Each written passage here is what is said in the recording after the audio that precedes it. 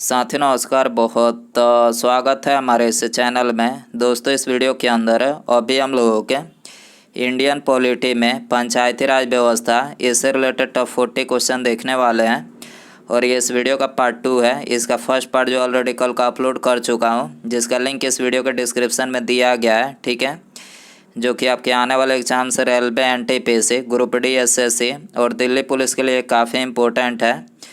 तो आप इस वीडियो को बहुत ध्यान से लास्ट तक देखिए। चैनल पर नया है तो चैनल को सब्सक्राइब करें, जो पास वाले घंटे का निशान है उसे भी ऑन कर दें, ठीक है। तो चलिए शुरू करते हैं। देखिए यहाँ पर हमारा पहला क्वेश्चन है, पंचायती राज व्यवस्था में स्थानीय स्वशासन की व्यवस्था कैसी होती है।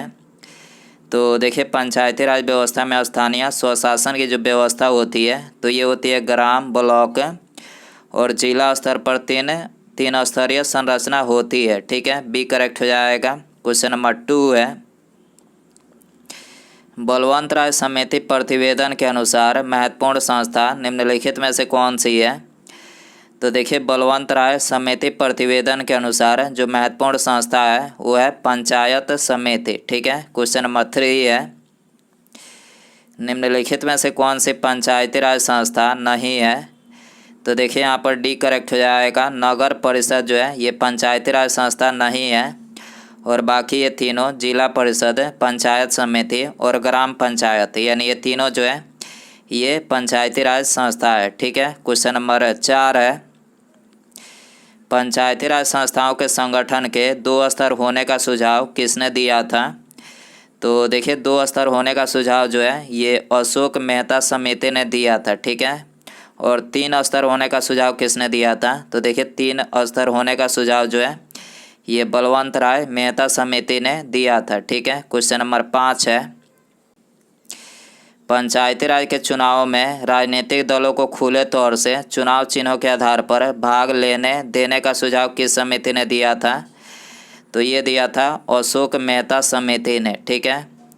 पंचायती राज के चुनाव में राजनीतिक दलों को खुले तौर से चुनाव चिन्हों के आधार पर भाग लेने देने का सुझाव किस समिति ने दिया था। तो ये अशोक मेहता समिति ने दिया था, ठीक है। क्वेश्चन नंबर 6 है, 1977 में केंद्र सरकार ने पंचायती राज संस्था की कार्य प्रणाली और ढांचे में सुधार लाने के उद्देश्य से किस समिति को नियुक्त किया था। तो देखिए ये नियुक्त किया था अशोक मेहता समिति को, ठीक है। 1977 में केंद्र सरकार ने पंचायती राज संस्था की कार्य प्रणाली और ढांचे में सुधार लाने के उद्देश्य से किस समिति को नियुक्त किया था। तो ये अशोक मेहता समिति को नियुक्त किया था, ठीक है। क्वेश्चन नंबर 7 है, भारत में पंचायती राज व्यवस्था का आरंभ किस समिति की रिपोर्ट के आधार पर किया गया था। तो देखिए भारत में पंचायती राज व्यवस्था का जो आरंभ किया गया था तो ये किया गया था बलवंत राय मेहता समिति के रिपोर्ट के आधार पर, ठीक है। क्वेश्चन नंबर 8 है, बलवंत राय मेहता समिति के अनुशंसाओं के आधार पर किस वर्ष पंचायती राज व्यवस्था को लागू किया गया था। तो देखिए पंचायती राज व्यवस्था को ये 2 अक्टूबर 1959 को जो है ये राजस्थान के नागौर में लागू किया गया था, ठीक है। क्वेश्चन नंबर 9 है, अशोक मेहता समिति ने पंचायती राज व्यवस्था के अंतर्गत कितने स्तरीय ढांचे की स्थापना की सलाह दी थी। तो देखिए ये तो बता चुके हैं कि अशोक मेहता समिति ने ये 2 स्तरीय ढांचे की सलाह दी थी और बलवंत राय मेहता समिति ने ये 3 स्तरीय ढांचे के मतलब सुझाव दिया था, ठीक है। क्वेश्चन नंबर 10 है, भारत के पंचायती राज व्यवस्था का वास्तुकार यानी शिल्पी किसे कहा जाता है। तो देखिए भारत के पंचायती राज व्यवस्था का वास्तुकार जो है ये कहा जाता है BR मेहता, यानी बलवंत राय मेहता को जो है ये वास्तुकार यानी शिल्पी कहा जाता है, ठीक है। क्वेश्चन नंबर 11 है, अशोक मेहता समिति निम्नलिखित में से किससे संबंधित था। तो देखिए अशोक मेहता जो समिति था ये पंचायती राज से संबंधित था, ठीक है। क्वेश्चन नंबर 12 है, 1977 में पंचायती राज व्यवस्था की समीक्षा के लिए गठित समिति की अध्यक्षता किसने की थी।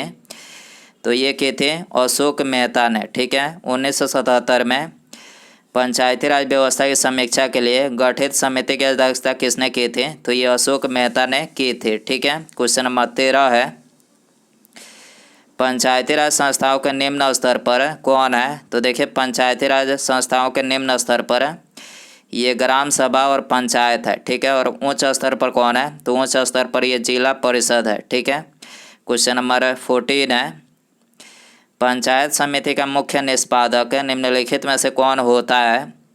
तो देखिए पंचायत समिति का जो मुख्य निष्पादक होता है वो होता है खंड विकास पदाधिकारी, ठीक है। क्वेश्चन नंबर 15 है, जिला परिषद का मुख्य कार्य है। तो देखिए जिला परिषद का जो मुख्य कार्य है वो है समन्वय और पर्यवेक्षण, जो है ये जिला परिषद का मुख्य कार्य है, ठीक है। क्वेश्चन नंबर 16 है, पंचायती राज की मुख्य उपलब्धि है। तो देखिए पंचायती राज की जो मुख्य उपलब्धि है वो है राजनीतिक चेतना का विकास, ठीक है, ये करेक्ट हो जाएगा। क्वेश्चन नंबर 17 है, पंचायती राज की प्रधान समस्या निम्नलिखित में से कौन सी है? तो देखिए पंचायती राज की जो प्रधान समस्या है वो है दलगत राजनीति, ठीक है, बी करेक्ट हो जाएगा। क्वेश्चन नंबर 18 है, स्थानीय सांसद और विधायक किसके पदेन सदस्य होते हैं?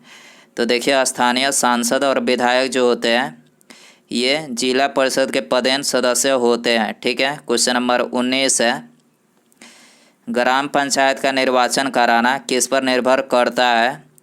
तो देखिए ग्राम पंचायत का निर्वाचन कराना जो है ये राज्य सरकार पर निर्भर करता है, ठीक है। क्वेश्चन नंबर 20 है, सामान्यतः पंचायत समिति में कितने प्रकार के सदस्य होते हैं? तो देखिए इसका करेक्ट आंसर ऑप्शन डी हो जाएगा, उपर्युक्त में सभी, यानी पदेन सदस्य, सहयोगी सदस्य और संयोजित सदस्य, यानी ये तीनों सदस्य जो है ये सामान्यतः पंचायत समिति में होते हैं, ठीक है। क्वेश्चन नंबर 21 है, पंचायती राज निम्नलिखित में से किस सूची में सम्मिलित है? तो देखिए पंचायती राज जो है ये अवशिष्ट सूची में सम्मिलित है, ठीक है। क्वेश्चन नंबर 22 है, पंचायतों के द्वारा निम्नलिखित में से कौन सा कर वसूला जाता है? तो देखिए पंचायतों के द्वारा ये स्थानीय मेलों पर जो है कर वसूला जाता है, ठीक है। क्वेश्चन नंबर 23 है, निम्नलिखित में से कौन सा संविधान संशोधन यह कहता है कि ग्राम पंचायत में 1/3 सीटें महिलाओं के लिए आरक्षित होनी चाहिए?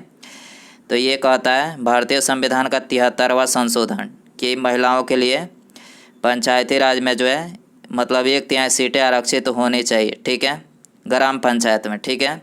क्वेश्चन नंबर 24 है, पंचायत स्तर पर राज्य सरकार का प्रतिनिधित्व निम्नलिखित में से कौन करता है? तो देखिए पंचायत स्तर पर राज्य सरकार का प्रतिनिधित्व जो है ये करता है पंचायत सेवक, ठीक है। क्वेश्चन नंबर 25 है, पंचायती राज व्यवस्था निम्नलिखित में से किसके लिए अपनाई गई थी?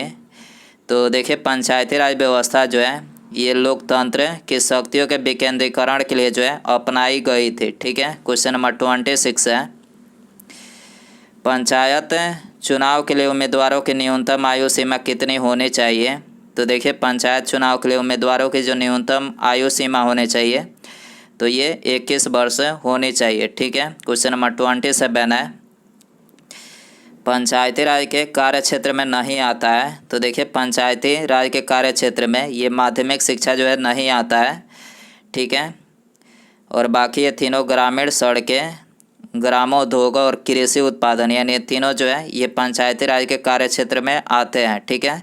क्वेश्चन नंबर 28 है, पंचायती राज संस्थान के अधिकतम आय का स्रोत है। तो देखिए पंचायती राज संस्थान के अधिकतम जो आय का स्रोत है वो है सरकारी अनुदान, ठीक है। क्वेश्चन नंबर 29 है, पंचायत समिति का गठन निम्नलिखित में से किस स्तर पर होता है?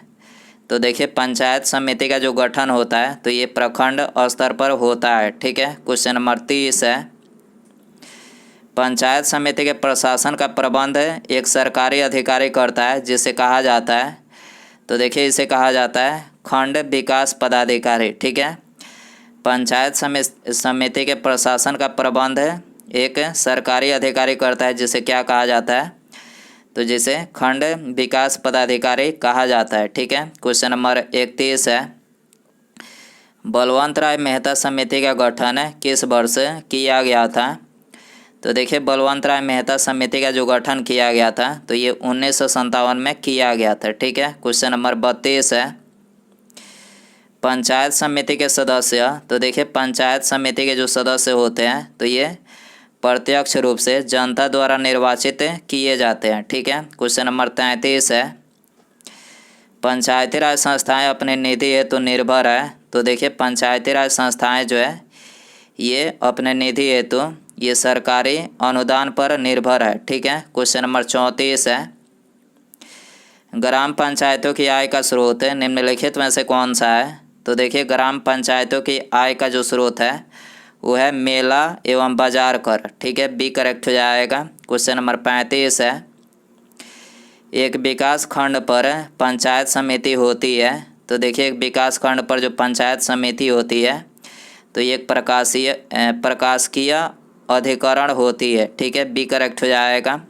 क्वेश्चन नंबर 36 है, यदि पंचायत भंग होती है तो किस अवधि के अंदर निर्वाचन होना अनिवार्य होता है। तो देखिए यदि पंचायत भंग होती है तो उसे 6 माह के अंदर जो है निर्वाचन होना अनिवार्य होता है। ठीक है, क्वेश्चन नंबर 37 है, भारत में पहला नगर निगम निम्नलिखित में से कहाँ पर स्थापित हुआ था। तो देखिए भारत में जो पहला नगर निगम स्थापित हुआ था तो ये हुआ था चेन्नई में। ठीक है, क्वेश्चन नंबर 38 है, 1957 में किस समिति ने भारत में त्रिस्तरीय पंचायती राज की सर्वप्रथम सिफारिश की थी। तो देखिए ये तो बता ही चुके हैं कि 1957 में सबसे पहले ये बलवंत राय मेहता समिति ने त्रिस्तरीय पंचायती राज की सिफारिश की थी। ठीक है, इसके अलावा 2 स्तरीय पंचायती राज की सिफारिश ये अशोक मेहता समिति ने की थी। ठीक है, क्वेश्चन नंबर 39 है, वर्तमान ग्रामीण स्वशासन की संरचनाएं निम्नलिखित में से किसकी अनुशंसा पर की गई है। तो देखिए ये की गई है बलवंत राय मेहता समिति की अनुशंसा पर। ठीक है, वर्तमान ग्रामीण स्वशासन की संरचनाएं किसकी अनुशंसा पर की गई है। तो ये बलवंत राय मेहता समिति की अनुशंसा पर की गई है। ठीक है, उसके बाद यहाँ पर हमारा अगला क्वेश्चन है, विकेंद्रीकरण प्रणाली की सिफारिश किसने की थी। तो देखिए यहाँ पर आपको 4 ऑप्शन दिया गया है। तो दोस्तों आप इसका आंसर जो है कमेंट बॉक्स में ज़रूर बताएं, और वीडियो पसंद आए तो वीडियो को एक लाइक ज़रूर करें, और चैनल पर नया है तो चैनल को सब्सक्राइब कर जो पास वाले घंटे का निशान है इसे भी ऑन कर दें। ठीक है, मिलते हैं अगले वीडियो में। Thanks for watching.